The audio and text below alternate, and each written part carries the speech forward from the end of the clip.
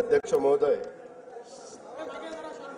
आपल्या सर्व आंबेडकर, राजमाता पुण्यश्लोक अहिल्यादेवी होळकर, क्रांतीज्योती सावित्रीबाई फुले, साहित्यरत्न लोकशाहीर अण्णाभाऊ साठे या महामानवांना मी वंदन करतो। शिखांचे नववे गुरु श्री गुरु तेग बहादूर यांच्या हुतात्म्याचे हे 350वे वर्ष आहे। त्यांनाही मी अभिवादन करतो। हे वर्ष अनेक दृष्टीनं विशेष आहे। स्वराज्य सौदामिनी महाराणी ताराबाई यांचे हे त्रिशतकोत्तर सुवर्ण महोत्सवी जयंती वर्ष आहे। पुण्यश्लोक अहिल्यादेवी होळकर यांचे त्रिशताब्दी जन्म वर्ष आहे। देशातील लोकशाहीचा आधारस्तंभ असणाऱ्या आपल्या संविधानाला 75 वर्ष पूर्ण झाली आहेत। अशा या विशेष वर्षात आज अंमल की एकादशीच्या पवित्र दिवशी मला माझा 11वा अर्थसंकल्प मांडण्याची संधी मिळते, हे मी माझं भाग्य समजतो। नोव्हेंबर 2024 मध्ये झालेल्या विधानसभा निवडणुकीमध्ये जनतेने महायुतीला बहुमताचा अभूतपूर्व कौल दिला आहे। राज्यातील तमाम जनतेचे मी त्यासाठी आभार मानतो। मतदारांनी आमच्यावर दाखवलेला विश्वास जबाबदारीची जाणीव करून देणारा असून त्यांचा सन्मान राखण्याचं काम महायुतीच्या सरकारच्याकडून निश्चितपणे होईल याची ग्वाही मी देतो।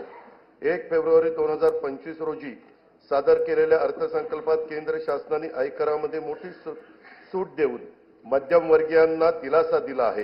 केंद्रीय अर्थसंकल्पातील तरतुदीमुळे राज्याच्या अनेक महत्त्वाकांक्षी योजनांना नक्कीच बळ मिळणार आहे।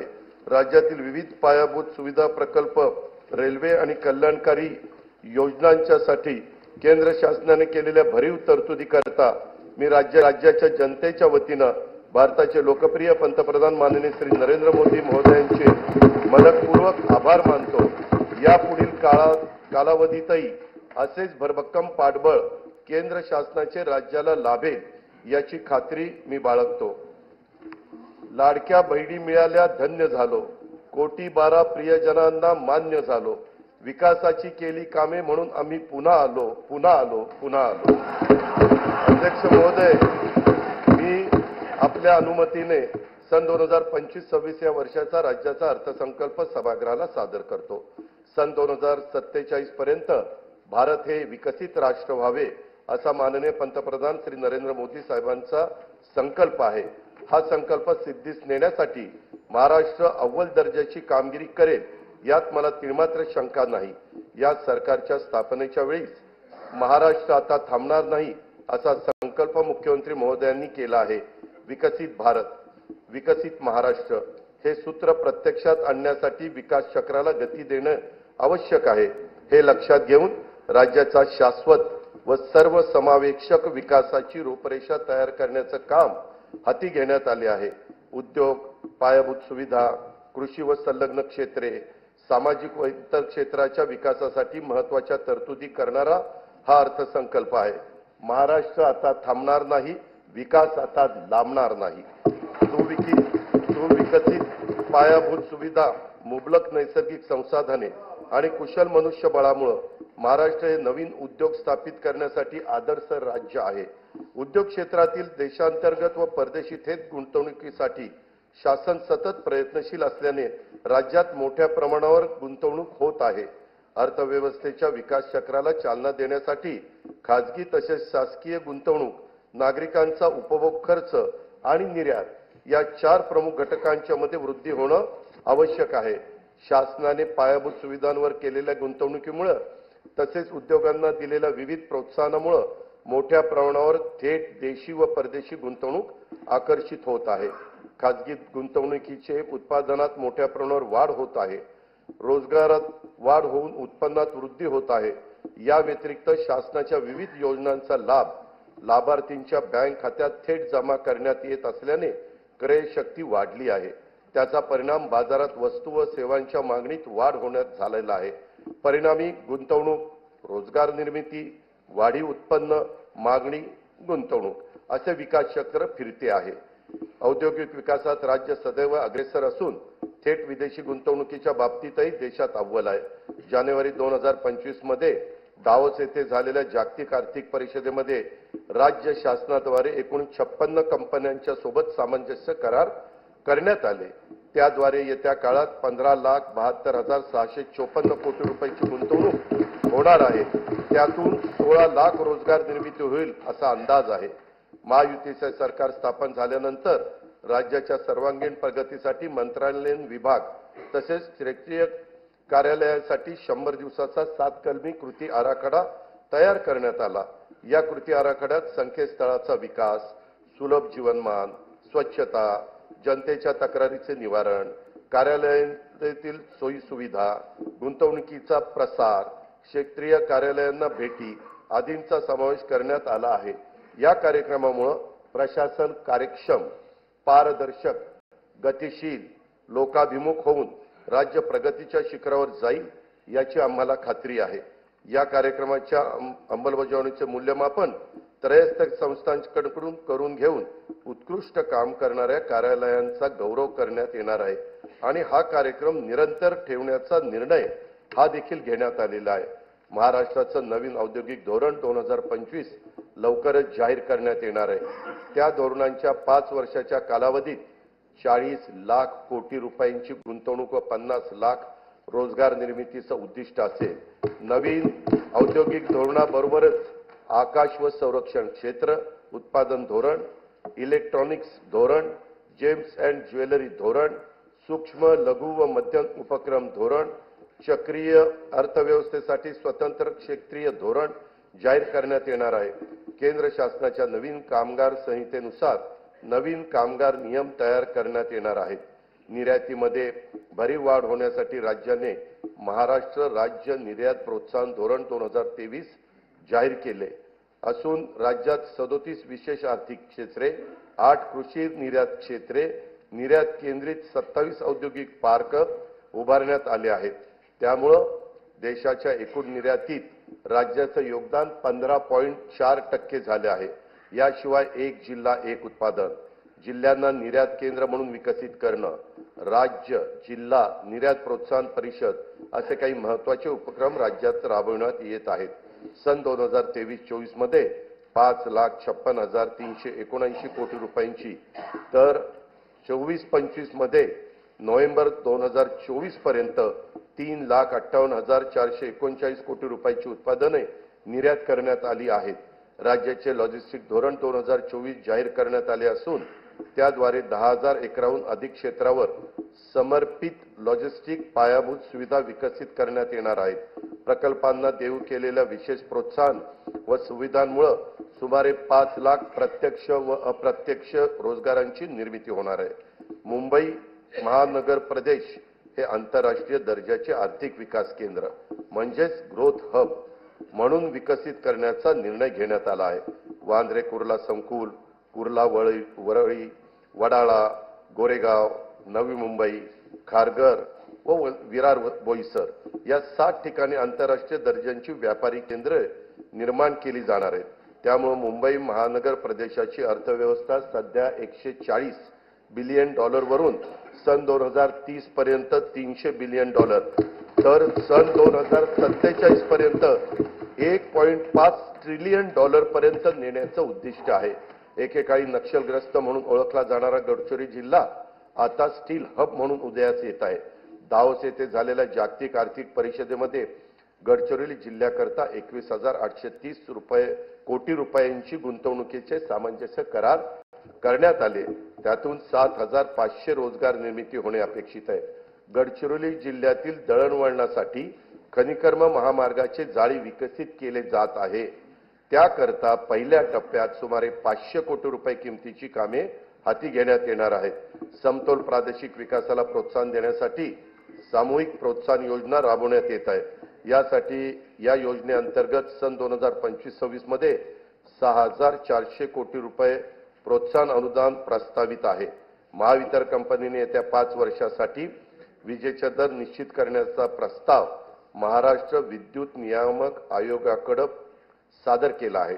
ऊर्जा क्षेत्रातील नियोजन व कमी दराच्या हरित ऊर्जेच्या खरेदीमुळे येत्या 5 वर्षात वीज खरेदी खर्चामध्ये 1,13,000 कोटी रुपयांची बचत होईल असा अंदाज आहे।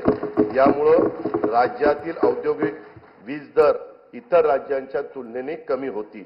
बेंगळुरू मुंबई इंडस्ट्रियल कॉरिडॉरसाठी भूसंपादनाची कारवाई सुरू असून या प्रकल्पामुळे राज्यातील अवर्षण प्रवण भागात उद्योगाची स्थापना होऊन रोजगार निर्मितीला चालना मिळेल। राज्याला तांत्रिक वस्त्रोद्योगाचं जागतिक केंद्र म्हणून विकसित करण्याकरता महाराष्ट्र टेक्निकल टेक्सटाईल मिशन ची स्थापना करण्यात येणार आहे।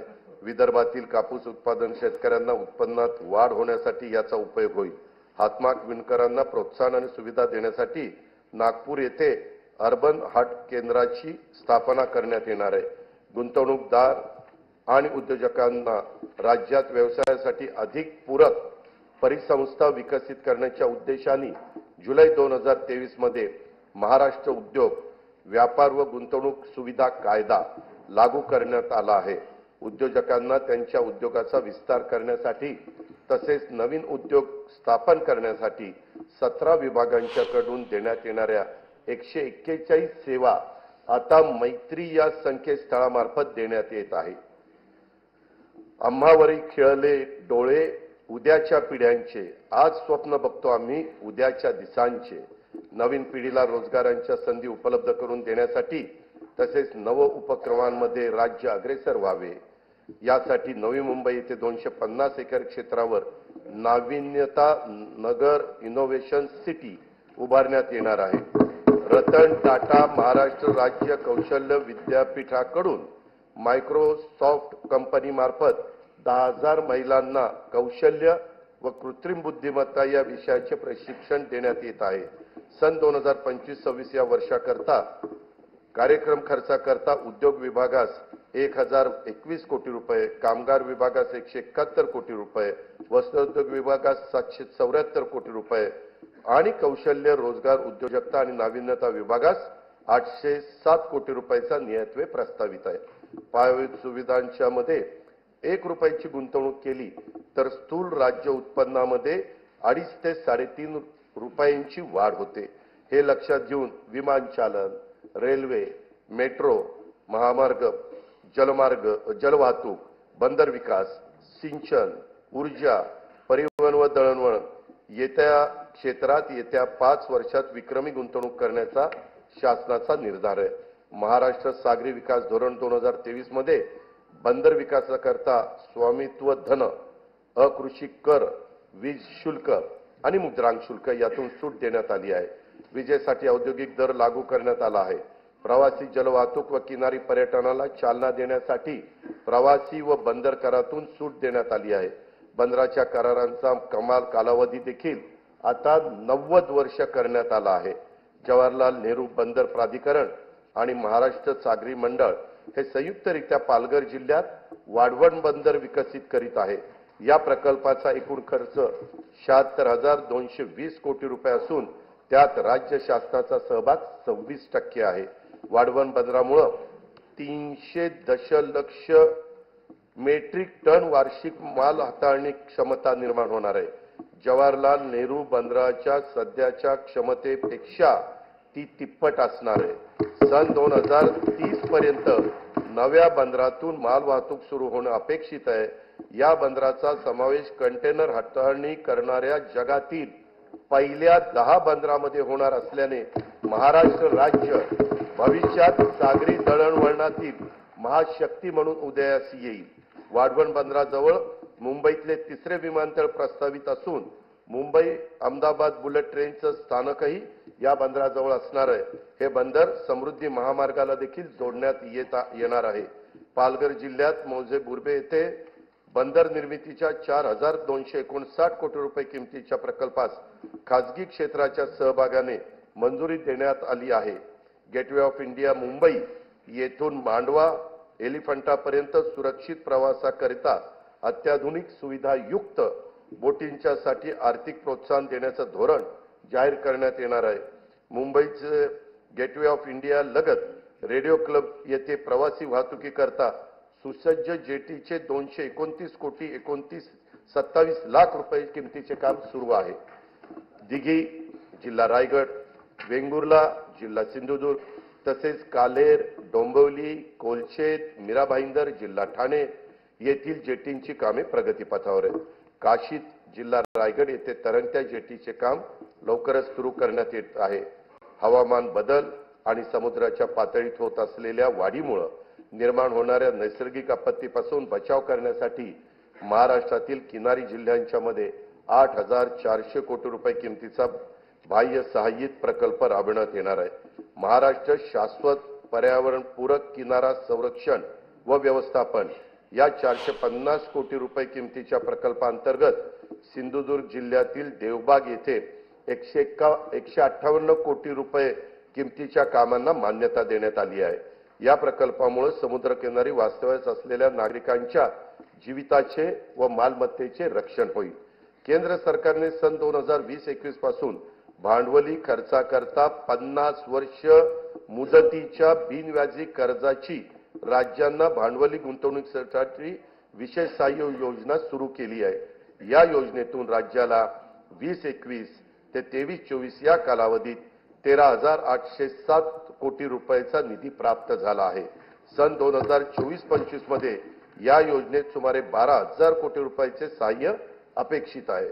पूर्व निर्धारित निकषावर आधारित राज्याच्या दीर्घकालीन व सर्वसमावेशक अमृतकाल राज्य रस्ते विकास आराखडा 2025 ते 2047 तयार करण्याचे प्रस्तावित आहे।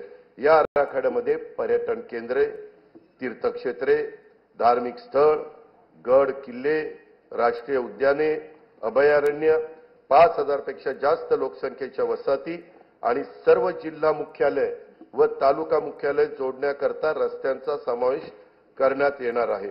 आशियाई विकास बँकेच्या सहाय्याने रस्ते विकास प्रकल्पाचा टप्पा 1 पूर्ण झाला आहे। टप्पा 2 मधील 3,939 कोटी रुपये किमतीची 468 किलोमीटर रस्ते सुधारण्याची कामे हाती घेण्यात आली आहेत।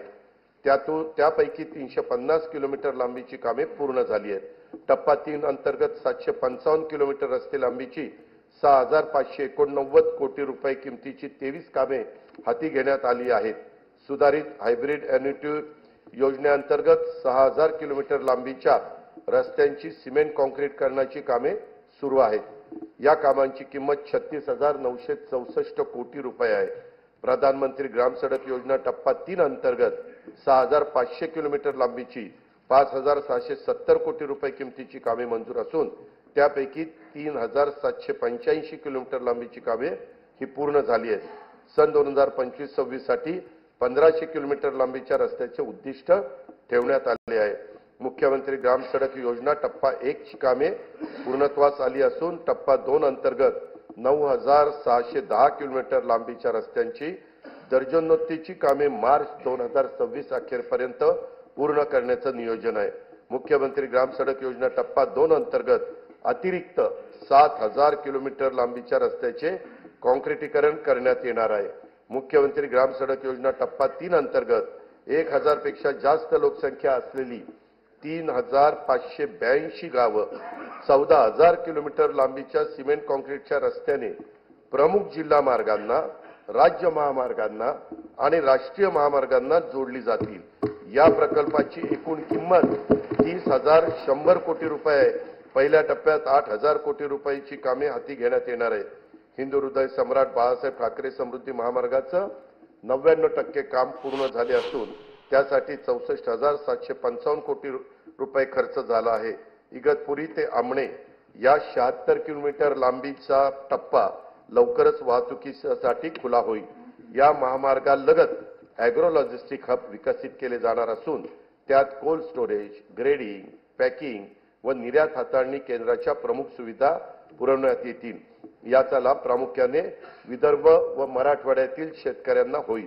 वर्धा जिल्ह्यातील पवनार ते सिंधुदुर्ग जिल्ह्यातील पात्रादेवी हा 760 किलोमीटर लांबीच्या 86,300 कोटी रुपये किमतीच्या महाराष्ट्र शक्तीपीठ महामार्गाच्या भूसंपादनाची कारवाई प्रगतीपथावर आहे। मुंबई पुणे द्रुतगती मार्गावरील खोपोली ते खंडाळा या लांबीतील मिसिंग लिंक प्रकल्पाचं काम ऑगस्ट 2025 पर्यंत पूर्ण करण्यात येणार आहे। यामुळे प्रवासाचा वेळ आणि इंधन या दोन्हीत बचत होईल आणि वाहतूक कोंडीतून देखील नागरिकांची सुटका होईल। मुंबई उपनगर परिसरातील वाहतूक गतिमान व्हावी यासाठी वर्सोवा ते मड खाडी पूल, वर्सोवा ते भाईंदर किनारी मार्ग, मुलुंड ते गोरेगाव ठाणे ते बोरिवली आणि ऑरेंज गेट ते मरीन ड्राईव्ह भुयारी मार्ग असे 64,783 कोटी रुपये किमतीचे प्रकल्प हाती घेण्यात आले आहेत.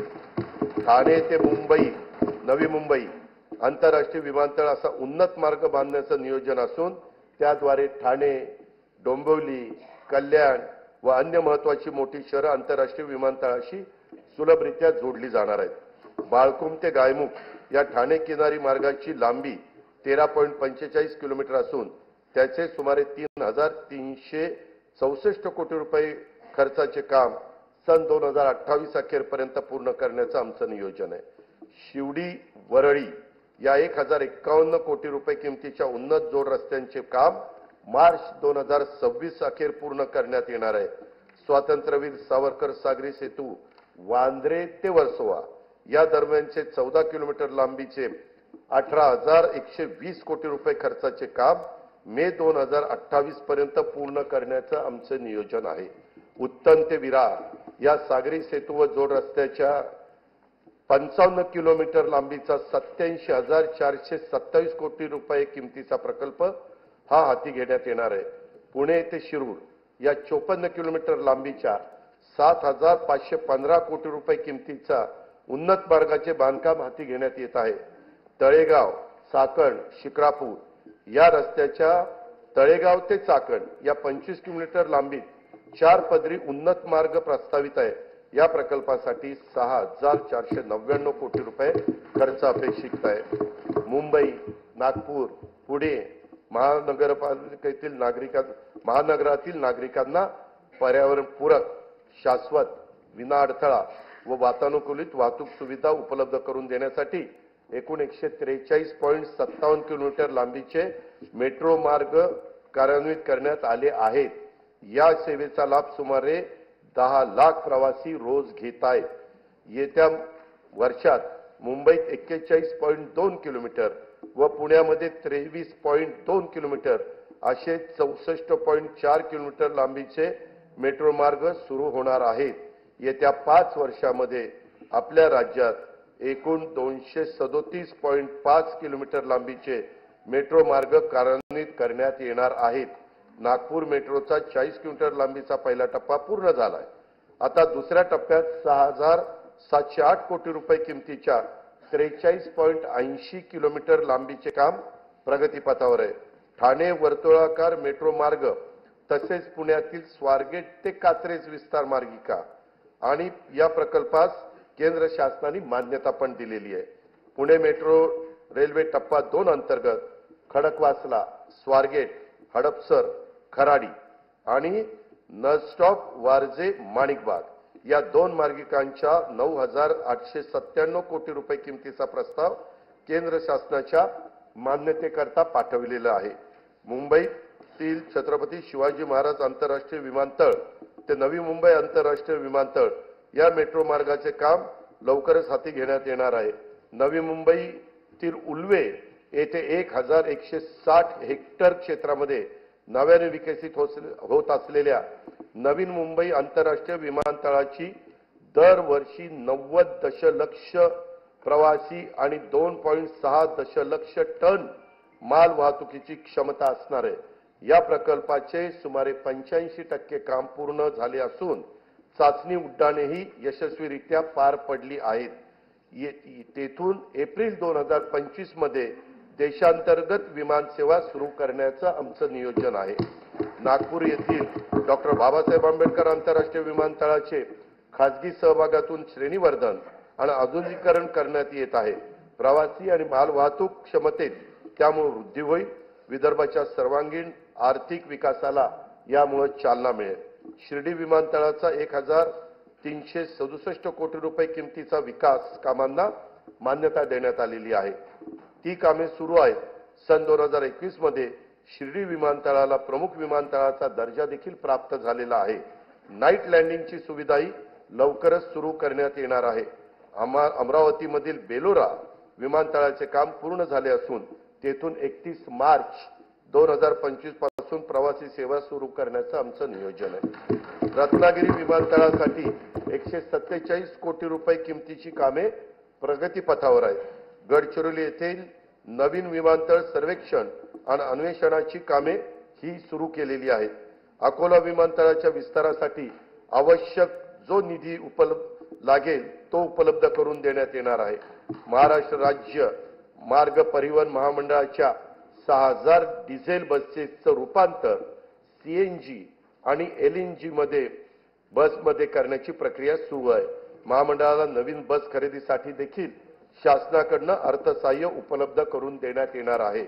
सन 2025-26 या वर्षासाठी कार्यक्रम खर्चाकरता बंदरे विभागास 484 कोटी रुपये, सार्वजनिक बांधकाम रस्ते विभागास 19,936 कोटी रुपये, परिवहन विभागास 3,710 कोटी रुपये, नगर विकास विभागास 10,729 कोटी रुपये, ग्राम विकास विभागास 11,480 कोटी रुपये, पर्यावरण व वातावरणातील बदल विभागास 245 कोटी रुपये, ऊर्जा विभागास 21,534 कोटी रुपये नियतवे प्रस्तावित आहे।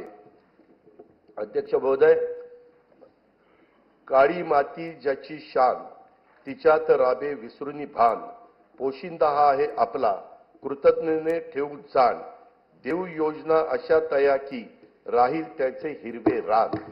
शेती आणि शेतकरी हा आपल्या जीवनाचा मूलाधार आहे। त्यांच्याबद्दल कृतज्ञता व्यक्त करून मी आता शेती आणि शेती संबंधी क्षेत्राच्या योजना आणि तरतुदीकडे वळतो। नानाजी देशमुख कृषी संजीवनी प्रकल्पाचा दुसरा टप्पा 21 जिल्ह्यातील 7201 गावांमध्ये राबवण्यात येत असून या प्रकल्पासाठी सन 2025-26 मध्ये 351 कोटी 42 लाख रुपयाचा नियतवे प्रस्तावित आहे। कृषी क्षेत्रामध्ये कृत्रिम बुद्धिमत्ता, अत्याधुनिक तंत्रज्ञानाचा वापराचं धोरण आखण्यात येत आहे। शेतकऱ्यांना पीक नियोजनाचा सल्ला देणं, उत्पादन खर्च शेतकऱ्यांचा कमी करणं, उत्पादकता शेतकऱ्यांची वाढवणं, दर्जेदार शेतमालाचे उत्पादन तसेच शेतमालाला हक्काची आणि शाश्वत बाजारपेठ मिळवून देणं यासाठी शासकीय, निमशासकीय व खासगी क्षेत्रात उपयुक्त असलेल्या प्रणाली शेतकऱ्यांच्यापर्यंत पोहोचवण्यासाठी कृत्रिम बुद्धिमत्ता तंत्रज्ञानाचा वापर करण्यात येणार आहे। पहिल्या टप्प्यात 50,000 शेतकऱ्यांच्या 1 लाख एकर क्षेत्राला त्याचा फायदा होईल। येत्या 2 वर्षात त्यासाठी 500 कोटी रुपयाचा निधी उपलब्ध करून देण्यात येणार आहे। राज्यातील अपूर्ण सिंचन प्रकल्पांची कामे पूर्ण करणे आणि महाराष्ट्र सिंचन सुधारणा कार्यक्रमांतर्गत कालवे वितरण प्रणालीतील सुधारणेची सुमारे 5,000 कोटी रुपये किमतीची कामे नाबार्ड अर्थसहाय्याच्या पहिल्या टप्प्यात मंजूर करण्यात आली आहेत। जलयुक्त शिवार अभियान 2.0 अंतर्गत 5,818 गावांच्या मध्ये 4,227 कोटी रुपये किमतीची 1,48,888 कामे हाती घेण्यात आलेली आहेत। अभियानातील सर्व कामे मार्च 2026 पर्यंत पूर्ण करण्यात येणार आहेत। गाळमुक्त धरण, गाळमुक्त शिवार ही योजना राज्यात कायमस्वरूपी राबवण्यात येणार आहे। सन 2025-26 मध्ये 6.45 कोटी घनमीटर गाळ काढण्याचं उद्दिष्ट निश्चित करण्यात आलं असून त्याकरता 382 कोटी रुपये खर्च अपेक्षित आहे। वैनगंगा, नळगंगा नदी जोड प्रकल्पास तत्वतः मान्यता देण्यात आली आहे। या प्रकल्पाची अंदाजित किंमत 88,574 कोटी रुपये असून प्रकल्पाचे लाभक्षेत्र 3,71,277 हेक्टर राहणार आहे। या प्रकल्पाचा लाभ नागपूर, वर्धा, अमरावती, यवतमाळ, अकोला आणि बुलढाणा या 6 जिल्ह्यांना होणार आहे। प्रकल्पाची सविस्तर सर्वेक्षण अन्वेषणाची कामे ही सुरू आहेत। नार पार गिरणा नदीजोड प्रकल्पाद्वारे नाशिक व जळगाव जिल्ह्यातील 49,516 हेक्टर क्षेत्राला सिंचनाचा लाभ होणार आहे। या प्रकल्पाची अंदाजित किंमत 7,500 कोटी रुपये आहे। दमणगंगा एकदरे गोदावरी या नदीजोड प्रकल्पामुळे 3.55 टीएमसी पाणी उपलब्ध होणार असून त्यामुळे जायकवाडी धरणाच्या लाभ क्षेत्रातील 9,766 हेक्टर क्षेत्र पुनर्स्थापित होईल। नाशिक जिल्ह्यातील 2,987 हेक्टर क्षेत्राला देखील यामुळे सिंचनाचा लाभ होणार आहे। या प्रकल्पाची अंदाजित किंमत 2,300 कोटी रुपये आहे.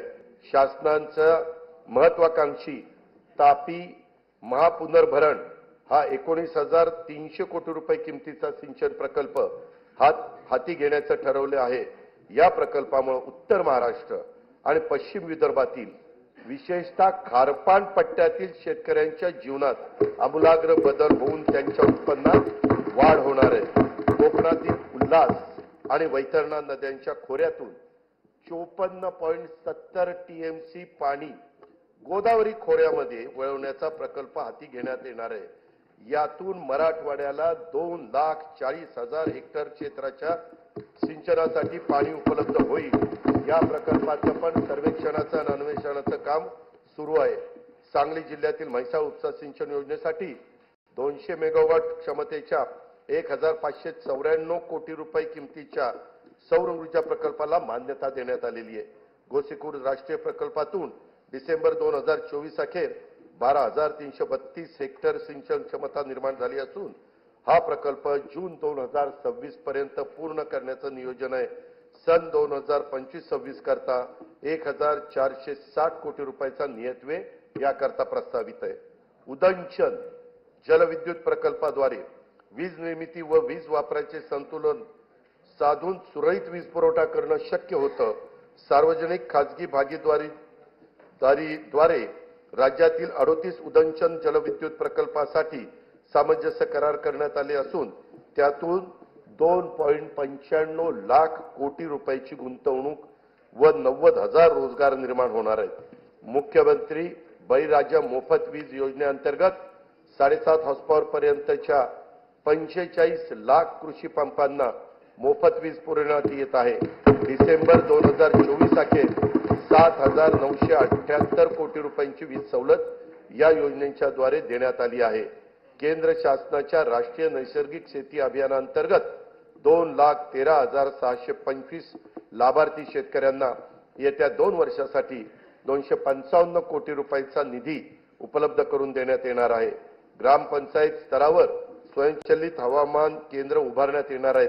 त्यासाठी देखील आवश्यक तो निधी उपलब्ध करून देण्यात येईल. राज्यातील सर्व नगरपालिका क्षेत्रातील सांडपाण्यावर प्रक्रिया करून त्या पाण्याचा वापर उद्योग आणि शेतीसाठी करण्यात येणार आहे. त्यासाठी 8,200 कोटी रुपये किमतीचे प्रकल्प हाती घेण्यात येणार आहेत. राज्यातील बांबू उत्पादक शेतकऱ्यांना प्रोत्साहन देणे, बांबूला बाजारपेठ उपलब्ध करून देणे आणि बांबू आधारित उद्योगांना चालना देण्यासाठी राज्यात 4,300 कोटी रुपये किमतीच्या बांबू लागवड प्रकल्प राबवण्यात येणार आहे. संयुक्त राष्ट्र संघाने सन 2025 हे वर्ष आंतरराष्ट्रीय सहकार वर्ष म्हणून घोषित केले आहे. त्या अनुषंगाने राज्यात विविध कार्यक्रम महोत्सव आयोजित करण्यात येणार असून त्यासाठी पुरेसा निधी देखील उपलब्ध करून देण्यात येईल. लहान सीमांत शेतकरी व कृषी नवउद्योजकांना केंद्रस्थानी ठेवून शेतमालाच्या मूल्य साखळ्यांच्या विकासासाठी 2,100 कोटी म्हणजेच 2100 कोटी रुपये किमतीचा माननीय बाळासाहेब ठाकरे कृषी व्यवसाय व ग्रामीण परिवर्तन स्मार्ट प्रकल्प राबवण्यात येत आहे. नवीन तंत्रज्ञानाचा वापर करून राज्य शाश्वत उच्च मूल्य असलेल्या कृषी व्यवसायाचे केंद्र व्हावे यासाठी Maharashtra agri business network magnet 2.0 हा सुमारे 2100 कोटी रुपयाचा बाह्य सहाय्यित प्रकल्प राबवण्यात येणार आहे. देशी गाईचे संगोपन, संवर्धन आणि संशोधनासाठी देवलापार जिल्हा नागपूर येथे गौ विज्ञान अनुसंधान केंद्रास सहाय्य केले जाईल. नवी मुंबईत महामुंबई आंतरराष्ट्रीय बाजार, मुंबईत मरोळमध्ये आंतरराष्ट्रीय मत्स्य बाजार तसेच आरमोरी जिल्हा गडचिरोली येथे रेशीम कोष खरेदी विक्री बाजारपेठ स्थापन करण्यात येणार आहे. ज्या तालुक्यामध्ये बाजार समिती अस्तित्वात नाही तेथे किमान एक स्वतंत्र बाजार समिती स्थापन करण्याचं ठरवण्यात आले. त्यासाठी एक तालुका एक बाजार समिती योजना राबवण्यात येणार आहे. कृषी क्षेत्रातील 16,000 मेगावॉट विजेची मागणी हरित ऊर्जेतून पूर्ण करण्याचे उद्दिष्ट ठेवण्यात आले आहे. शेतकऱ्यांना दिवसा विश्वासार्ह वीज पुरवठा करणं शक्य व्हावं यासाठी 27 जिल्ह्यांच्या मध्ये मुख्यमंत्री सौर कृषी वाहिनी योजना 2.0 मधून 2,779 विद्युत उपकेंद्रासाठी सौर प्रकल्प हाती घेण्यात आले असून ते ऑक्टोबर 2026 पर्यंत पूर्ण होणार आहेत। जानेवारी 2024 पासून आतापर्यंत 2,90,129 सौर कृषी पंप स्थापित करण्यात आले आहेत। सध्या प्रत्येक दिवशी 1,000 पंप या गतीने सौर कृषी पंपाची स्थापना करण्यात येत आहे। बी बियाणं, यंत्रसामुग्री, खते आणि शेतमालाच्या वाहतुकीसाठी महत्त्वाच्या असलेल्या शेत व पाणंद रस्त्याच्या बांधणीसाठी बळीराजा शेत व पाणंद रस्ते रामटेकच्या धर्तीवर ही योजना सुरू करण्यात येणार आहे। सन 2025-26 या वर्षासाठी कार्यक्रम खर्चाकरता कृषी विभागाला 9,710 कोटी रुपये, पशुसंवर्धन, दुग्ध विकास व मत्स्य व्यवसाय विकास विभागाला 635 कोटी रुपये, फलोत्पादन विभागाला 708 कोटी रुपये, मृद व जलसंधारण विभागाला 4,247 कोटी रुपये, जलसंपदा व खारभूमी विभागाला 16,456 कोटी रुपये, मदत व पुनर्वसन विभागाला 638 कोटी रुपये, रोजगार हमी योजना विभागाला 2,205 कोटी रुपये, सहकार व पणन विभागाला 1,178 कोटी रुपये, अन्न नागरी पुरवठा विभागाला 526 कोटी रुपयाचा नियतव्यय प्रस्तावित आहे। महिला, बालके, युवक, गरीब व वंचित घटकांवर लक्ष केंद्रित करून त्यांच्यासाठी अन्न सुरक्षा, निवारा, पिण्याचे शुद्ध पाणी, आरोग्य सेवा, शिक्षण सुविधा आणि रोजगार स्वयंरोजगाराच्या संधी उपलब्ध करून त्याद्वारे सर्वसामान्य माणसांच्या जीवनात गुणात्मक बदल घडवण्यासाठी राज्यात लोककल्याणकारी योजनांची अंमलबजावणी करण्यात येत आहे। त्या दृष्टीने राज्याचे आरोग्य आणि ज्येष्ठ नागरिक धोरण हे जाहीर करण्यात येणार आहे। सर्वांसाठी घरे हे उद्दिष्ट येत्या 5 वर्षात साध्य करण्याचे राज्याचे नवीन गृहनिर्माण धोरण लवकरच जाहीर करण्यात येणार आहे। राज्यात प्रधानमंत्री आवास योजना, पीएम जनमन या केंद्र पुरस्कृत तर रमाई आवास, शबरी आवास, आदिम आवास, पारधी आवास, अटल बांधकाम कामगार वसाहत, यशवंतराव चव्हाण मुक्त वसाहत, पुण्यश्लोक अहिल्यादेवी होळकर आवास, मोदी आवास तसेच धर्मवीर आनंद दिघे घरकुल या योजना राबवण्यात येत आहेत। त्या अंतर्गत आतापर्यंत 44,07,000 घरकुलं मंजूर करण्यात आली आहे। प्रधानमंत्री आवास योजना ग्रामीण टप्पा 2 अंतर्गत सन 2024-25 करता 20 लाख घरकुलांच्या उद्दिष्टापैकी सुमारे 18,38,000 घरकुलांना मंजुरी दिली असून 14,71,000 लाभार्थींना पहिल्या हप्त्यासाठी 2,200 कोटी रुपये वितरित करण्यात आले आहेत। ही योजना राबवण्यात महाराष्ट्र देशात प्रथम क्रमांकावर आहे। लोकप्रतिनिधी आणि लाभार्थींच्या मागणीला प्रतिसाद म्हणून राज्य सरकारकडून या योजनेच्या अनुदानात 50,000 रुपयाची वाढ करण्यात येणार आहे। या सर्व घरकुलांच्या छतावर सौर ऊर्जा संच देखील बसवले जाणार आहेत। प्रधानमंत्री आवास योजना शहरी 1 अंतर्गत 4,42,748 घरकुलं मंजूर असून त्यापैकी 2,08,304 घरकुलांचे बांधकाम हे पूर्ण झाले आहे। घरकुलांचे बांधकाम 31 डिसेंबर 2025 पर्यंत पूर्ण करण्यात येणार आहे। प्रधानमंत्री आवास योजना शहरी 2.0 अंतर्गत पुढील 5 वर्षासाठी 5 लाख घरकुलांचे उद्दिष्ट असून त्यासाठी 8,100 कोटी रुपयाचा निधी उपलब्ध करून देण्यात येणार आहे। नाविन्यपूर्ण बांधकाम, तंत्रज्ञानाचा वापर, हरित इमारती आणि सौर प्रणालीच्या वापरासाठी अधिकचे अनुदान देण्यात येणार आहे। पंतप्रधान सूर्यघर योजनेतून आतापर्यंत 1,30,000 घरगुती ग्राहकांनी 500 मेगावॉट पेक्षा जास्त क्षमतेचे छतावरचे सौर ऊर्जा संच स्थापित केले असून त्यांना आतापर्यंत 1,000 कोटी रुपयांचे पेक्षा जास्त अनुदानाचा लाभ देण्यात आला आहे। 0 ते 100 युनिट वीज वापरणाऱ्या सुमारे 1.5 कोटी वीज ग्राहकांना छतावरील सौर ऊर्जा संच खरेदीसाठी अनुदान देण्याची योजना राज्य सरकारकडून सुरू करण्यात येणार असून या योजनेमुळे येत्या काही काळात राज्यातील सुमारे 70% वीज ग्राहकांचे वीज बिल टप्प्याटप्प्याने शून्यावर येणार आहे। सातारा जिल्ह्यातील मान्याची वाडी व टेकवडी या गावांना सौरग्राम म्हणून घोषित केले असून त्यांच्यासह अन्य 8 गावांचे सौर ऊर्जेचे 100% विद्युतीकरण करण्यात येणार आहे. वैद्यकीय महाविद्यालय आणि आरोग्य संस्थांसह राज्यातील सर्व शासकीय कार्यालयामध्ये सौर विद्युत यंत्रणा स्थापित करण्यात येणार आहे.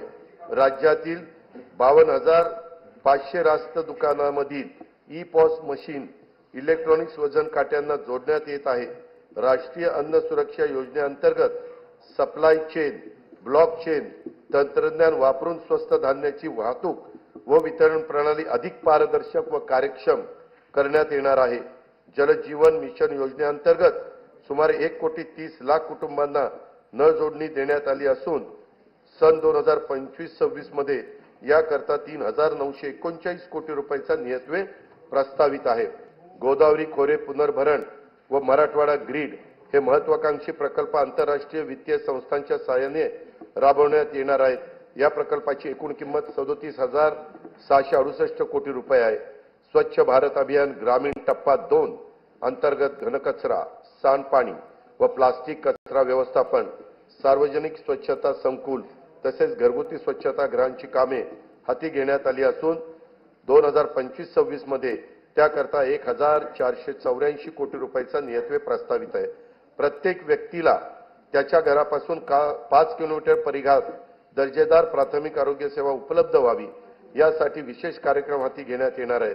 आयुष्यमान भारत प्रधानमंत्री जन आरोग्य योजनेची ओळखपत्रे कालबद्ध पद्धतीने वितरित करण्यात येणार असून महात्मा फुले जन आरोग्य योजने अंगीकृत रुग्णालयाच्या संख्येत आवश्यकतेनुसार वाढ करण्यात येणार आहे. ठाणे येथे 200 खाटांचे तर रत्नागिरी जिल्ह्यात 100 खाटांचे संदर्भ सेवा रुग्णालय आणि रायगड जिल्ह्यात 200 खाटांचे अतिविशेषोपचार रुग्णालय उभारण्यात येत आहे.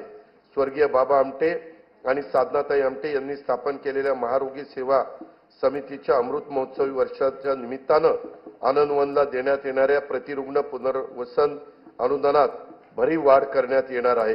राज्यातील मागासवर्ग व दुर्बल घटकांच्यासाठी निवारा, वीज, पाणी, आरोग्य, शिक्षण, पोषण तसेच रोजगारासाठी योजना राबवण्यात राज्य अग्रेसर असून महायुती सरकार या घटकांचा जीवनस्तर उंचावण्यासाठी कटिबद्ध आहे. का आम्हा सत्ता मिळाली जाण आहे. का आम्हा सत्ता मिळाली जाण आहे. करायचे काय याचे भान आहे. साथ द्या आम्हा नेऊ राज्य पुढती उंच त्याची न्यावयाची शान आहे.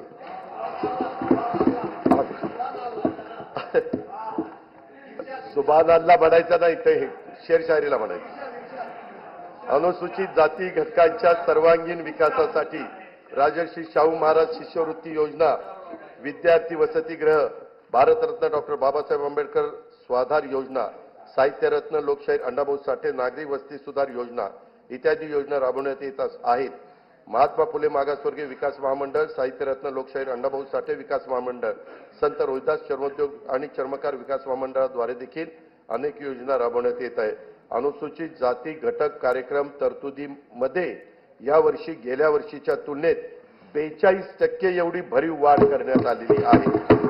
आदिवासी समाजाच्या सर्वांगीण विकासासाठी भारतरत्न डॉक्टर APJ अब्दुल कलाम अमृत आहार योजना, नमो आदिवासी स्मार्ट शाळा अभियान, आदर्श आश्रम शाळा, ठक्कर बाप्पा आदिवासी विकास योजना तसंच पंडित दीनदयाळ उपाध्याय स्वयं योजना आदी कार्यक्रम राबवण्यात येत आहे. आदिवासी घटक कार्यक्रम तरतुदी यावर्षी गेल्या वर्षीच्या तुलनेत 40% एवढा भरीव वाढ करण्यात आलेली आहे. इतर मागासवर्ग, विमुक्त जाती, भटक्या जमाती तसेच विशेष मागास प्रवर्गातील समाजाच्या सर्वांगीण विकासासाठी ऊसतोड कामगारांच्या मुलांसाठी आश्रमशाळा, विद्यानिकेतन, क्रांतीज्योती सावित्रीबाई फुले शिष्यवृत्ती योजना, डॉक्टर पंजाबराव देशमुख वसतिगृह योजना, तांडा वस्तीमुक्त वसाहत योजना आदी कार्यक्रम राबवण्यात येत आहे. धनगर तसेच गोवारी समाजाकरता आदिवासी उपाययोजनेच्या धर्तीवर एकूण 22 कल्याणकारी योजना राबवण्यात येत आहेत. बौद्ध, जैन, शीख, पारसी, ख्रिश्चन, यहुदी व मुस्लिम या अल्पसंख्याक समुदायातील घटकांच्या विकासासाठी विविध योजना राबवण्यात येत असून अल्पसंख्याक संशोधन व प्रशिक्षण संस्था स्थापन करण्यात आलेली आहे। या संस्थेला देखील पुरेसा निधी उपलब्ध करून देण्यात येईल। दिव्यांगांच्यासाठी शिष्यवृत्ती, कृत्रिम अवयव व साधने विकत घेण्यासाठी तसेच स्वयंरोजगारासाठी अर्थसहाय्य अशा योजना राबवण्यात येत आहेत।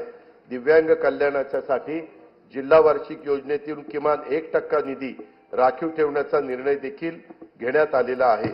राज्यातील विविध समाजातील उन्नतीसाठी 18 महामंडळे स्थापन करण्यात आली असून विविध योजनांचा लाभ घेणे लाभार्थ्यांना सुलभ व्हावे यासाठी या महामंडळाच्या सर्व योजना एकाच संकेतस्थळावर आणण्याचं राज्य सरकारचं नियोजन आहे।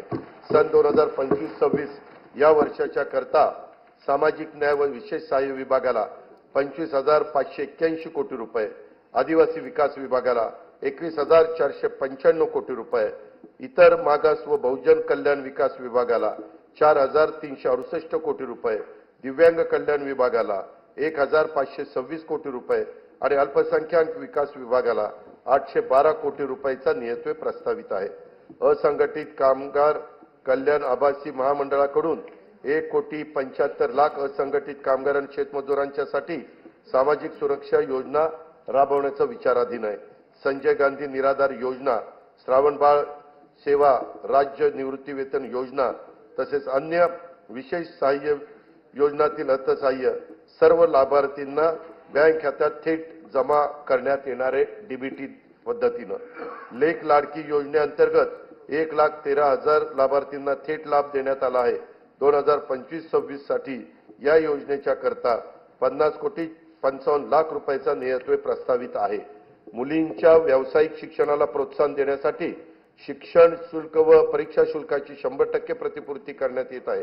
मान्यता प्राप्त उच्च आणि व्यावसायिक अभ्यासक्रमाचे केंद्रीभूत प्रवेश प्रक्रियेद्वारे प्रवेश घेणाऱ्या आणि ज्यांचे कुटुंबाचे वार्षिक उत्पन्न 8 लाख रुपयापेक्षा कमी आहे अशा विद्यार्थिनींना हा लाभ देण्यात येतो।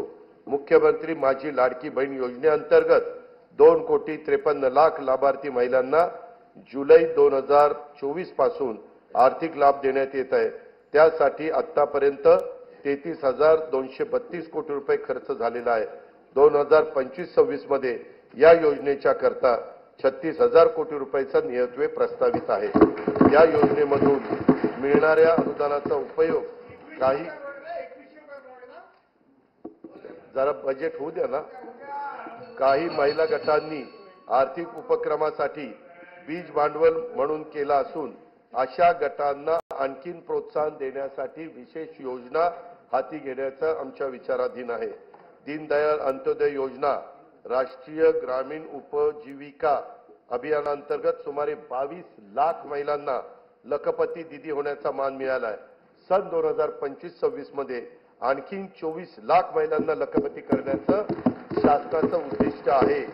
नवी मुंबईत उल्वे मध्ये 194 कोटी 14 लाख रुपये किमतीच्या युनिटी मॉलचे काम आता प्रगतीपथावर आहे। बचत गटाच्या उत्पादनांना हक्काची बाजारपेठ उपलब्ध करून देण्यासाठी प्रत्येक जिल्ह्यात एक उमेद मॉल उभारण्याचं शासनाने ठरवले असून पहिल्या टप्प्यात 10 जिल्ह्यांच्या करता 150 कोटी रुपयाचा निधी उपलब्ध करून देण्यात येणार आहे। ऑलिम्पिक, पॅराऑलिम्पिक, आंतरराष्ट्रीय व राष्ट्रीय स्पर्धांमध्ये पदक मिळवणाऱ्या खेळाडूंना प्रोत्साहन मिळावे म्हणून वैयक्तिक व सांघिक क्रीडा प्रकारामध्ये पदक प्राप्त खेळाडूंना देण्यात येणाऱ्या बक्षिसांच्या मध्ये घसघशीत वाढ करण्यात आली आहे। शिवछत्रपती क्रीडा संकुल पुणे येथील क्रीडा सुविधांचे नूतनीकरण करण्यात येणार आहे। क्रीडा संकुलाच्या देखभालीसाठी दुरुस्तीसाठी जिल्हा वार्षिक योजनेतून किमान 1% निधी राखीव ठेवण्यात येणार आहे।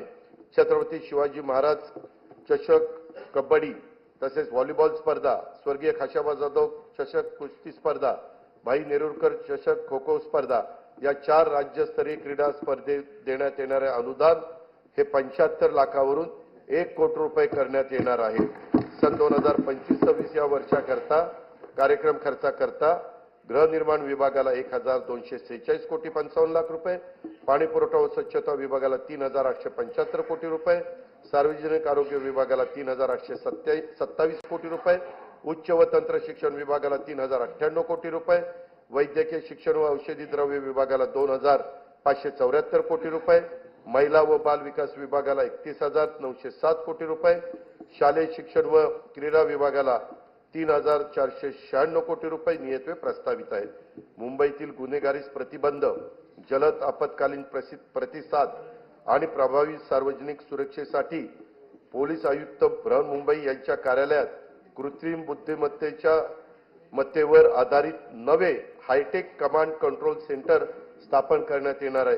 गुन्ह्यातील पुरावा शास्त्रोक्त पद्धतीने गोळा करून त्याचा विश्लेषणाद्वारे दोषसिद्धीचे प्रमाण वाढवण्यास मदत व्हावी यासाठी 21 पथदर्शी फिरती न्यायवैद्यक वाहने लोकार्पित करण्यात आली आहेत। सायबर सुरक्षा संदर्भात तज्ञ मनुष्यबळांचा पुरवठा करण्यासाठी महाराष्ट्र सायबर गुन्हे सुरक्षा महामंडळ स्थापित करण्यात येणार आहे। घरबांधणी अग्रिमाची मागणी करणाऱ्या पोलीस दलातील सर्व अधिकारी व कर्मचाऱ्यांना अग्रिम देणे शक्य व्हावे यासाठी आवश्यक ती तरतूद करण्यात येणार आहे। राज्यात एकूण 18 नवीन न्यायालयाची स्थापना करण्यात आली आहे। त्यामध्ये दर्यापूर जिल्हा अमरावती, पौड, इंदापूर आणि जुन्नर जिल्हा पुणे, पैठण, गंगापूर जिल्हा छत्रपती संभाजीनगर, आर्वी जिल्हा वर्धा, काटोल जिल्हा नागपूर, वणी जिल्हा यवतमाळ, तुळजापूर जिल्हा धाराशिव आणि तसेच हिंगोली जिल्ह्याच्या ठिकाणी न्यायालयाचा याच्यामध्ये समावेश आहे।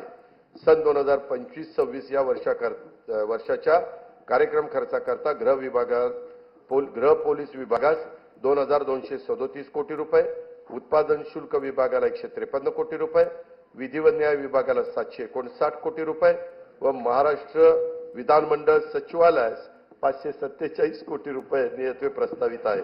मुख्यमंत्री शाश्वत समृद्ध पंचायत राज अभियान राज्यात राबवण्यात येणार असून त्यात भाग घेणाऱ्या अत्युत्कृष्ट ग्रामपंचायतींना तालुका पातळीवर राज्य स्तरापर्यंत पुरस्कार देण्याचे प्रस्तावित आहे।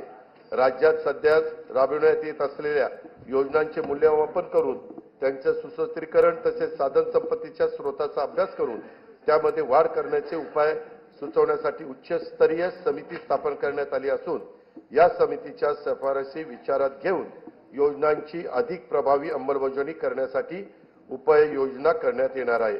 सन 2025-26 या वर्षासाठी कार्यक्रम खर्चाकरता नियोजन विभागाला 9,060 कोटी रुपये 60,45 लाख रुपये, वित्त विभागाला 208 कोटी रुपये, महसूल आणि वन विभागाला 2,981 कोटी रुपयाचा नियतवे प्रस्तावित आहे।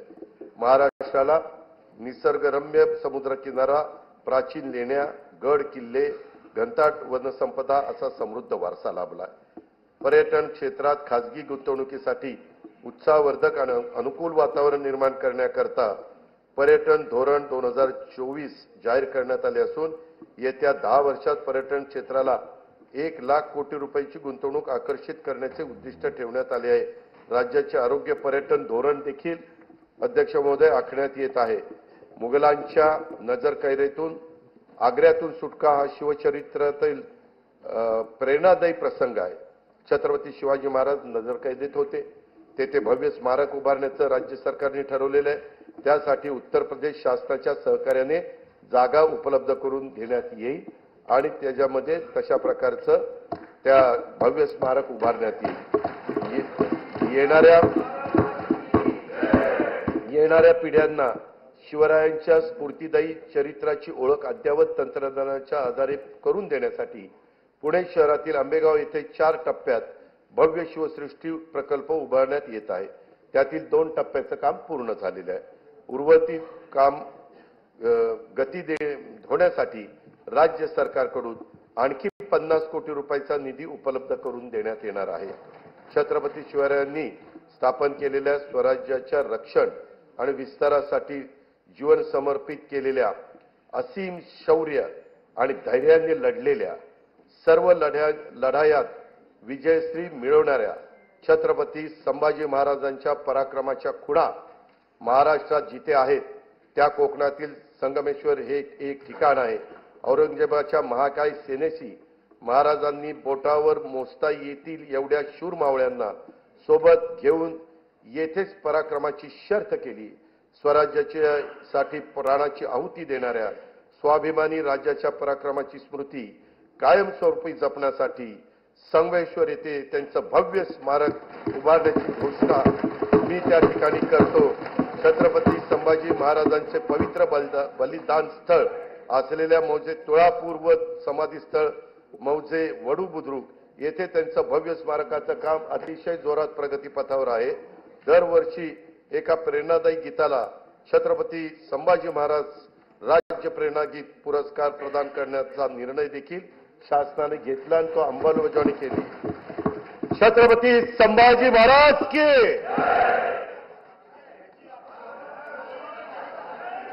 स्वराज्यासाठी बलिदान देणाऱ्या लाखो मराठ्यांचं शौर्याचं प्रतीक म्हणून हरियाणातील पानिपत येथे यथायोग्य स्मारक ऐका जरा येथे हरियाणातील पानिपत येथे यथायोग्य स्मारक उभारण्याचा निर्णय आम्ही घेतलेला आहे. मराठ्यांच्या शौर्याचं प्रतीक आहे. हरियाणा शासन पण आमचेच मुख्यमंत्री आहेत.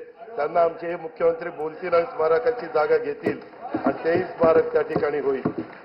चैत्यभूमी दादर मुंबई येथे इंदू मिलच्या जागेवर भारतरत्न डॉक्टर बाबासाहेब आंबेडकर यांचं आंतरराष्ट्रीय दर्जाचं स्मारक उभारण्याचं काम सुरू असून त्यासाठी देखील पुरेसा निधी उपलब्ध करून ते लवकरात लवकर पूर्ण करण्याचं आमचं धोरण आहे.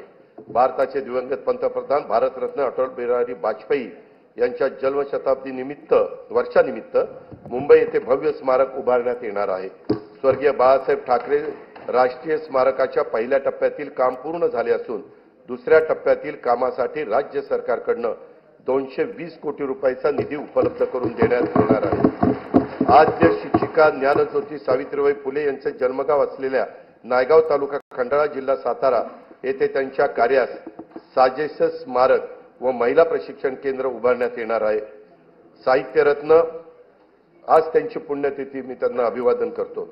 साहित्यरत्न लोकशाहीर अण्णाभाऊ साठे यांचे जन्मस्थळ वाटेगाव तालुका वाळवा जिल्हा सांगली येथे स्मारकासाठी तसेच त्यांचे नावे प्रस्तावित चिरागनगर मुंबई येथील संशोधन प्रशिक्षण संस्थेसाठी पुरेसा निधी उपलब्ध करून देण्यात येणार आहे. संगमवाडी पुणे येथे वस्ताद लहुजी साळवे यांच्या स्मारकाचं काम अतिशय जोरात प्रगतीपथावर आहे. सन 2027 मध्ये नाशिक येथे होणाऱ्या सिंहस्थ कुंभमेळ्याच्या निमित्तानं नमामि गोदावरी अभियानाचा आराखडा तयार करण्यात येत आहे. कुंभमेळ्याच्या सुव्यवस्थित आयोजनासाठी विशेष प्राधिकरणाची स्थापना करून त्यासाठी आवश्यक तो निधी उपलब्ध करून देण्यात येणार आहे. नाशिक येथे रामकालपथ विकास प्रकल्पांतर्गत रामकुंड, काळाराम मंदिर आणि गोदातट परिसरातील पर्यटनाच्या दृष्टीने विकास करण्यासाठी 146 कोटी 10 लाख रुपये किमतीची कामे हाती घेण्यात येत आहेत. दुर्गम ते सुगम कार्यक्रमाद्वारे डोंगराळ भागातील प्राचीन मंदिरे, धार्मिक स्थळे, गड किल्ले व इतर निसर्गरम्य 45 ठिकाणी रोपवेद्वारे जोडण्यात येणार आहेत. राज्यातील प्राचीन मंदिराचे जतन, संवर्धन व परिसर विकासासाठी आवश्यक निधी उपलब्ध करून देण्यात येणार आहे. महानुभाव पंथाच्या श्रद्धास्थानाच्या विकासाची कामे देखील हाती घेण्यात येणार आहेत. प्रभू रामाच्या पदस्पर्शाने पावन झालेल्या रामटेक येथील श्रीराम मंदिराच्या नूतनीकरणाचे काम सुरू असून तेथे दरवर्षी सांस्कृतिक महोत्सवाचे आयोजन करण्याचे नियोजन आहे. सिंधुदुर्ग जिल्ह्यातील सागरी संग्रहालय, कृत्रिम प्रवाह आणि पाणबुडी पर्यटन हे 75 कोटी रुपये किमतीची कामे प्रगतीत आहेत. कोयनानगर तालुका पाटण जिल्हा सातारा येथे स्कायवॉकची उभारणी व नेहरू उद्यानाचे सुशोभीकरण हे देखील करण्यात येणार आहे. मुनावळे तालुका जावळी येथील सातारा येथील जलपर्यटन प्रकल्पाचा पहिला टप्पा पर्यटकांच्यासाठी खुला करण्यात आला आहे. आता हेळवाद जिल्हा सातारा येथे कोयना जलपर्यटन प्रकल्पाला मान्यता देण्यात आली आहे. ठाणे जिल्ह्यातील मुरबाड तालुक्यातील माळशेज घाटात काचेचा स्कायवॉक उभारण्यात येणार आहे. अध्यक्ष महोदय, भाव फुलांना पायी उधळून आयुष्याचा कापूर जाळून तुझे सारखे करीन पूजन, गीत तुझे मी आई गाईन, शब्दोशब्दी अमृत ओतून, अशा माय मराठी केंद्रीय मंत्रिमंडळाने 3 ऑक्टोबर 2024 रोजी झालेल्या बैठकीमध्ये अभिजात भाषेचा दर्जा दिल्याबद्दल राज्यातल्या तमाम जनतेच्या वतीनं आणि जगभरातील मराठी भाषिकांच्या वतीनं मी माननीय पंतप्रधान नरेंद्र मोदी महोदयांचे मनपूर्वक आभार मानतो। या पुढे दरवर्षी 3 ऑक्टोबर हा दिवस अभिजात मराठी भाषा सन्मान दिन व 3 ते 9 ऑक्टोबर दरम्यान अभिजात मराठी भाषा सप्ताह साजरा करण्यात येईल। मराठी भाषा विद्यापीठ रिद्धपूर येथे अभिजात मराठी भाषेच्या संशोधन व अध्ययनासाठी उच्च दर्जाचे संशोधन केंद्र तसेच अनुवाद अकादमी स्थापित करण्यात येणार आहे। मराठी भाषेच्या संवर्धनासाठी कार्य करणाऱ्या संस्थांच्या माध्यमातून अभिजात मराठी भाषा विषयक उपक्रम राबवण्यात येणार आहेत। मराठी भाषेच्या संशोधनातील उल्लेखनीय कामगिरीबद्दल पुरस्कार सुरू करण्यात येणार आहे। सन 2025-26 या वर्षाच्या कार्यक्रम खर्चाकरता सार्वजनिक बांधकाम इमारती विभागाला 1367 कोटी रुपये, पर्यटन व सांस्कृतिक कार्य विभागाला 3159 कोटी रुपये, सामान्य प्रशासन विभागाला 2899 कोटी रुपये आणि मराठी भाषा विभागाला 225 कोटी रुपयाचा नियतव्यय हा प्रस्तावित आहे। सन 2024-25च्या अंदाजपत्रकात 4,99,463 कोटी रुपये महसुली जमा अपेक्षित होती। महसुली जमेचे सुधारित अंदाज 5,36,463 कोटी रुपये निश्चित करण्यात आले। सन 2024-25च्या एकूण खर्चाचा अर्थसंकल्पीय अंदाज 6,12,293 कोटी रुपये व सुधारित अंदाज 6,72,030 कोटी रुपये असून भांडवली व कल्याणकारी योजनांवरील खर्चात झालेल्या वाढीमुळे सन 2024-25 या वर्षाच्या एकूण खर्चाच्या सुधारित अंदाजात ही वाढ झालेली आहे। सन 2025-26 या आर्थिक वर्षात जिल्हा वार्षिक योजनेअंतर्गत 20,165 कोटी रुपयाची भरीव तरतूद करण्यात आली आहे। गेल्या वर्षीच्या तुलनेत 2,000 कोटी रुपयांनी ही तरतूद वाढवलेली आहे। सन 2025-26 मध्ये कार्यक्रम खर्चाकरता रक्कम 2,54,560 कोटी रुपये निश्चित करण्यात आले असून त्यामध्ये अनुसूचित जाती घटक कार्यक्रमासाठी 22,668 कोटी रुपये तर आदिवासी घटक कार्यक्रमासाठी 21,495 कोटी रुपयाचा नियतव्यय प्रस्तावित आहे। नियतव्ययाचा समावेश आहे। सन 2025-26च्या अर्थसंकल्पामध्ये एकूण खर्चासाठी 7,20,00,000 कोटी रुपयाची तरतूद केली आहे। सन 2025-26च्या अर्थसंकल्पामध्ये महसुली जमा 5,60,964 कोटी रुपये व महसुली खर्च 6,06,855 कोटी रुपये अंदाजित आहे। परिणामी 45,891 कोटी रुपये अंदाजित तूट येत आहे। राजकोषीय सुधारणांमध्ये राज्य नेहमीच अग्रेसर राहिले आहे। राजकोषीय उत्तरदायित्व व वित्तीय व्यवस्थापन कायद्यानुसार राज्याच्या राजकोषीय तूट स्थूल राज्य उत्पन्नाच्या 3% कमी ठेवण्यात शासन यशस्वी झाले आहे। तसेच राज्याची महसुली तूट ही सातत्याने स्थूल राज्याच्या उत्पन्नाच्या 1% कमी राहिलेली आहे। 25-26 ची राजकोषीय तूट 1,36,235 कोटी रुपये। यानंतर अध्यक्ष महोदय मी अर्थसंकल्पाच्या भाग 2 कडे त्या ठिकाणी वळतो। अध्यक्ष महोदय मी आता अर्थसंकल्पाचा तुला गरज आहे पाण्याची मी आता अर्थसंकल्पाचा भाग 2 माननीय सभागृहासमोर सादर करीत आहे।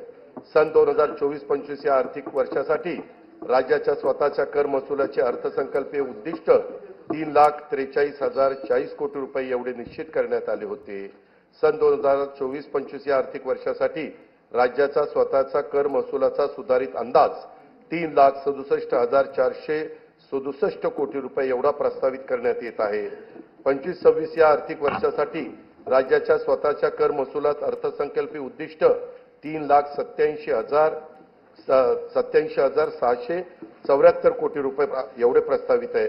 वस्तू व सेवा कर कायदा लागू करण्यापूर्वी राज्य कर विभागातर्फे राबवण्यात आलेल्या विविध कायद्यानुसार सार्वजनिक क्षेत्रातील उपक्रमाकडे असलेली थकबाकीची तडजोड करण्यासाठी मी अभय योजना जाहीर करत आहे। सदर अभय योजनेचे नाव महाराष्ट्र कर व्याज शास्ती किंवा विलंब शुल्क सार्वजनिक क्षेत्रातील कंपन्यांची प्रदेय असलेल्या यांच्या थकबाकीची तडजोड करण्यासाठी अधिनियम 2025 असे असेल। या अभय योजनेचा कालावधी प्रस्तावित कायदा लागू झाल्याच्या दिनांकापासून दिनांक 31 डिसेंबर 2025 पर्यंत असेल। सध्या व्यक्तिगत मालकीच्या परिवहनेतर 4 चाकी सीएनजी व एलपीजी वाहनांवर वाहन प्रकार आणि किमतीनुसार 7 ते 9% दराने मोटार वाहन कराची आकारणी केली जाते। या कराच्या दरामध्ये 1% वाढ प्रस्तावित करीत आहे। सदर वाढीमुळे राज्याला 25-26 मध्ये 150 कोटी रुपयाचा अतिरिक्त महसूल मिळणे अपेक्षित आहे। राज्यात 30 लाखापेक्षा अधिक किमतीच्या इलेक्ट्रॉनिक वाहनांवर 6% दराने मोटार वाहन कराची आकारणी करण्याचे प्रस्तावित आहे। मोटार वाहन कराची कमाल मर्यादा ही 20 लाखाची होती, ती आता 30 लाख रुपये करण्याचे प्रस्तावित आहे। कमाल मर्यादेत प्रस्तावित वाढीमुळे 2025-26 मध्ये राज्याला सुमारे 170 कोटी रुपयाचा अतिरिक्त महसूल मिळेल असे अपेक्षित आहे। बांधकामासाठी वापरल्या जाणाऱ्या क्रेन्स, कॉम्प्रेसर, प्रोजेक्टर्स आणि एक्सकेव्हेटर्स या प्रकारातील वाहनांना अनिवार्यपणे एक रकमी वाहनाच्या किमतीच्या 60% दराने मोटार वाहन कर आकारण्याचं प्रस्तावित आहे। प्रस्तावित मोटार वाहन कर सुधारणेमुळे 2025-26 मध्ये राज्याला सुमारे 180 कोटी रुपयाचा अतिरिक्त महसूल मिळणे अपेक्षित आहे। राज्यात 7500 किलो वजनाच्या मालवाहतूक करणाऱ्या हलक्या वाहनांवर, ज्याला आपण एलजीव्ही म्हणतो, अनिवार्य एक रकमी वाहनांच्या किमतीत 60% दराने मोटार वाहन कर आकारण्याचे प्रस्तावित करीत आहे। प्रस्तावित मोटार वाहन कर सुधारणेमुळे 25-26 मध्ये राज्याला सुमारे 625 कोटी रुपयाचा अतिरिक्त महसूल मिळणे अपेक्षित आहे। महाराष्ट्र मुद्रांक अधिनियम कलम 4 नुसार एकाच व्यवहाराच्या पूर्ततेसाठी एकापेक्षा जास्त दस्तऐवजांचा वापर केल्यास पूरक दस्तऐवजांना ₹100 ऐवजी ₹500 इतकी मुद्रांक शुल्क आकारण्याचे प्रस्तावित आहे।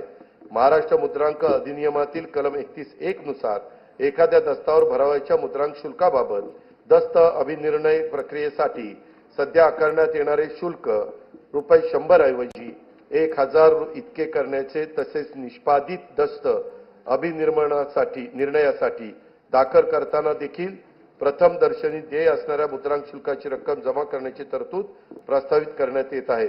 नागरिकांना ऑनलाईन पद्धतीने मुद्रांक शुल्काचा भरणा करणे व प्रमाणपत्र देणे हे सुलभ व्हावे यासाठी महाराष्ट्र मुद्रांक अधिनियम कलम 10(3) व 4 मध्ये ई मुद्रांक प्रमाणपत्राची नवी तरतूद लागू करण्याचे प्रस्तावित आहे। वरील प्रस्तावांना सन्माननीय सदस्यांचा पाठिंबा मिळेल असा विश्वास मी व्यक्त करतो। अध्यक्ष महोदय, हा अर्थसंकल्प म्हणजे विकास चक्राला गती देण्यासाठी संकल्पना आणि कृती यांचा घातलेला संतुलित मेळ आहे। विकसित महाराष्ट्र घडवण्यासाठी सर्वांनी मिळून हातभार लावण्याची हीच वेळ आहे। विकास संकल्प, विकासाचा ध्यास, मनी धरू आस विकासाची, विकास चक्राला देऊन या गती, साधूया प्रगती वेगातची, मिळून या सारे राज्य विकसित, राष्ट्र विकसित करू चला, राष्ट्र विकसित करू चला, राज्य विकसित करू चला। जय हिंद, जय महाराष्ट्र।